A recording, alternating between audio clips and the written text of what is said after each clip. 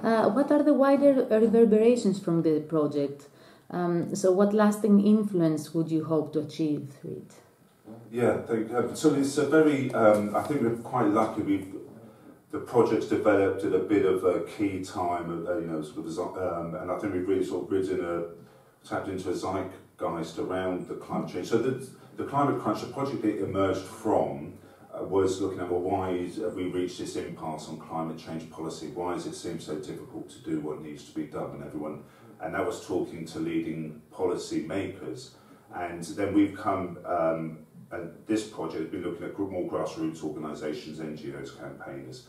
And what I initially did, the initial part, I just spoke to other key leading stakeholders, leading voices from government, industry, etc. So we did 11 stakeholder interviews. And what emerged from that was really interesting, that really the sense that always within social sciences, you're not going to do this climate change stuff without getting the public on board. Everyone has to do their part. We're all going to be sort of conscious of our carbon commitments, etc.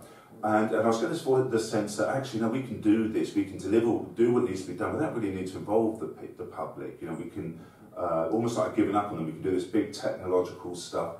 People won't need to change their lives very much. They may have to end up driving electric cars, but this sense that really the public aren't part of this story anymore, and I thought that was quite interesting, because that's a real, real switch for us. This is really what we've gone, and there's other people talking about, well, there's climate silence, and no one's talking about climate change and policy. So we've really gone into that and said, well, okay, well, what do we do? At this point, what do we do now? Do we give up on the public, given we've got these targets to achieve, and just throw a lot in with the big players and just go behind that and just not try to engage the public in this anymore. And the partners I work with, Climate Policy Centre, the idea of like a carbon ration for everyone, so everyone have an equal amount. And a few years ago, this was seen as viable. Now it's not even on the agenda. So we were looking at, well, if not something like carbon trading, what will deliver the targets laid out in the Climate Change Act, and what role would the public have in those policies? So we were debating their thing of carbon trading with 3 other different policy scenarios, and said, well, which of these is, if not any of these 3, if not none of the 4, then what? And how do you get the public involved, or do you not need to get the public involved? And I think we've really hit, as I say, it's been really useful, really interesting, but really engaged with this, especially around the time of the election.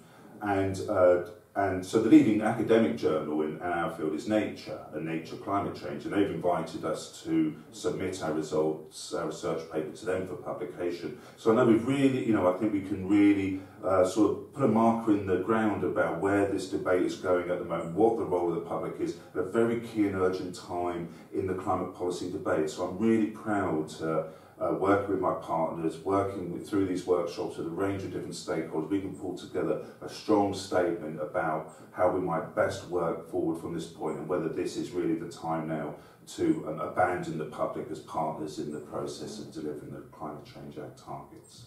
Great, that's very interesting. Thank you. Thanks.